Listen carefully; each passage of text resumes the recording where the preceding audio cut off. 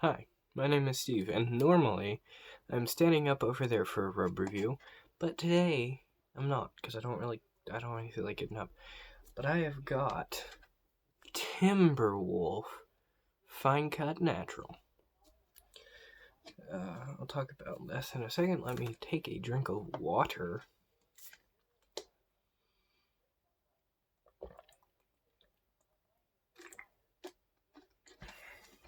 I'll throw in a rub of Timberwolf Fine Cut Natural. Let's pack the can. Firstly, the can manufactured by Pinkerton, same people that make Longhorn, and Pinkerton is owned by Swedish Match, who makes General Snus and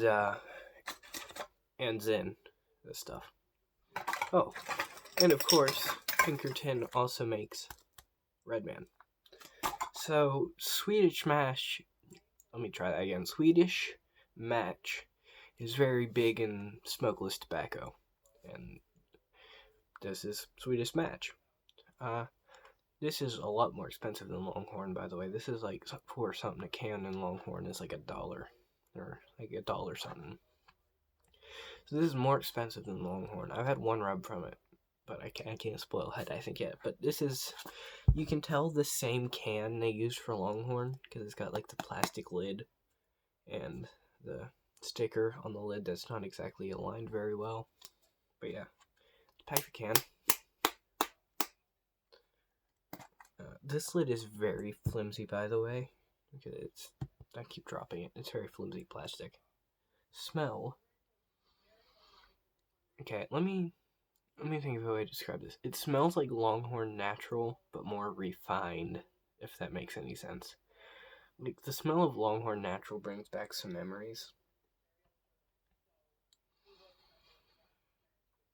And this smells like that, but without, like, the nasty undertone that, like, Longhorn Natural has this, I don't even know how to describe it.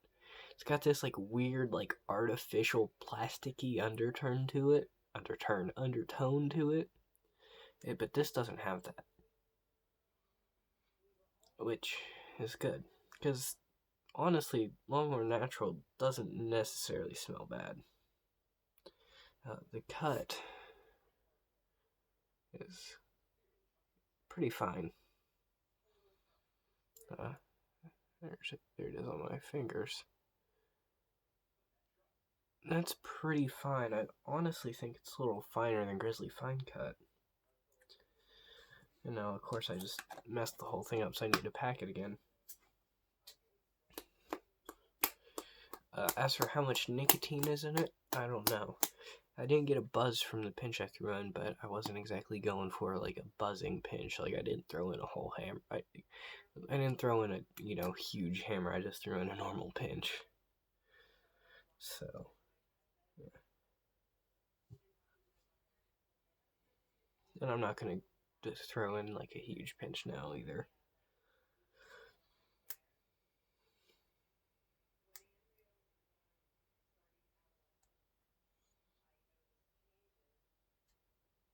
As for how well it stays together in the finger, it stays together surprisingly well.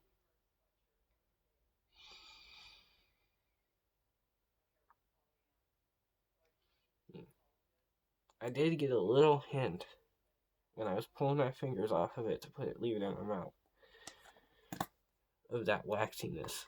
And if you don't know what I mean by that, it's just like, honestly, my biggest problem with Longhorn, not Longhorn Wintergreen, obviously, because Longhorn Wintergreen also tastes nasty, but like other Longhorns, like Longhorn Fine Cut Natural especially, the cut is so waxy. Like, it's just the nastiest cut you could imagine. And this is interesting. In my experience, Longhorn Fine Cut Natural and Longhorn Long Cut Natural taste different. Longhorn Long Cut Natural tastes a lot better than Longhorn Fine Cut Natural. I don't know why, but Longhorn Fine Cut Natural has this like nasty plastic taste to it.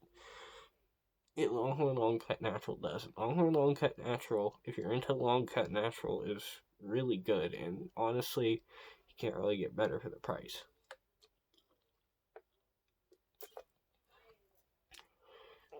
This, it tastes like Longhorn Natural, Long Cut Natural, but a little more refined. Like, that's how I can describe this, is Longhorn, but more refined. I don't know what Timberwolf Wintergreen tastes like. I kind of want to try it just to see if, like, how it is compared to Longhorn Wintergreen. Now, keep in mind where I'm at in Pennsylvania, this stuff costs, like I said, $4 something. And let me say, do I think this is worth $4 and something? No, I don't. If this cost the same as a can of Longhorn, or maybe a little bit more, would it be worth it? Yeah. Maybe if it was like 2 something, 3 something's pushing it. But yeah. And it's got a plastic lid. Like, I don't know, maybe I'm spoiled from Grizzly and Copenhagen and Skull and everything. But come on now, if I'm paying $4 or something for a can and you're just gonna give me Longhorn that's a little bit better, at least give me a metal lid.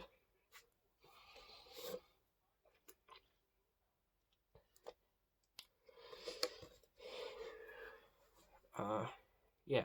I've never had Redman Snuff or like Redman Rub, which is also made by Pinkerton. But obviously, since Redman is made by Pinkerton, Redman Rub is also going to be made by Pinkerton. But if Longhorn and Timberwolf are anything to go by, I don't know. I don't think I've ever seen anywhere that sells Redman Rub. But I know it's a thing. I just never seen anywhere that sells it.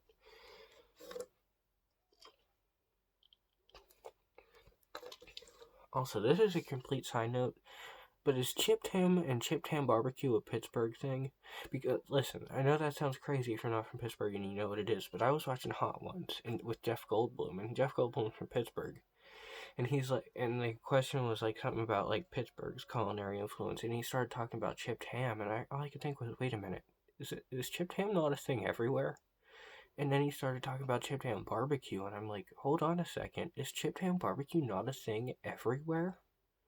If you aren't from around the Pittsburgh sphere of influence, and you know what chipped ham barbecue is, or chipped ham in general, please tell me, because chipped ham barbecue is the best thing ever. If you've never had chipped ham barbecue, you need to have some.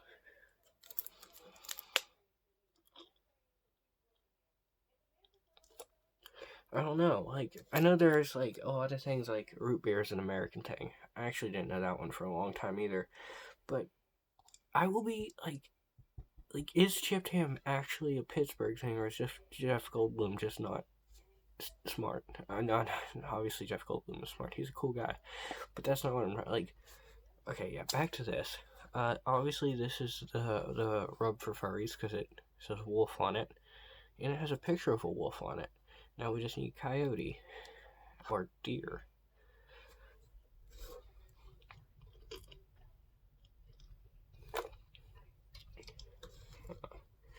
But yeah. I wonder if Bull of the Woods is still a thing. It's not rub, it's chew.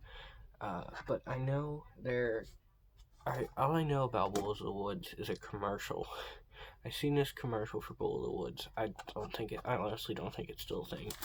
But makes me kind of want some. There's also another one. I can't remember. I think it's called Redwood Snuff. Yeah.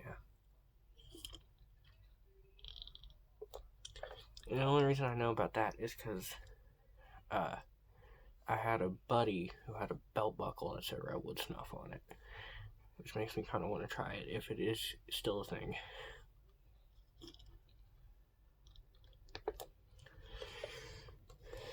But yeah, this on the scale of deliciousness, I'll give it like a 85. It's good. I don't think it's worth as much as it costs, at least around here. If it's cheaper where you live, then maybe. It's definitely not bad. It's not as bad as Longhorn Fine Cut Natural. Longhorn Fine Cut Natural isn't that bad. It's better than Longhorn Wintergreen. But then again, most things are better than Longhorn Wintergreen.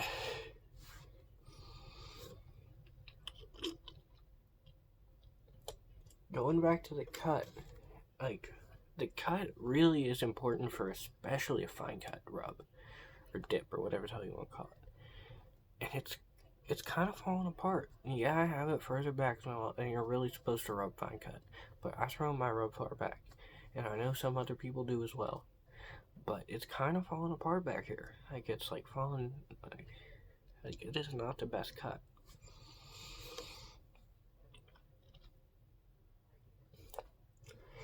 And I've only experienced like this like that's like impossible to describe the feeling, but there's like this waxy feeling that I've only ever gotten with Longhorn before, and it's like this weird nasty like lump, and it's like falling apart, and like I said, only experienced with that with Longhorn before, and I'm getting it with this. Like, the flavor is fine. The flavor is actually really good, but the cut is just ugh.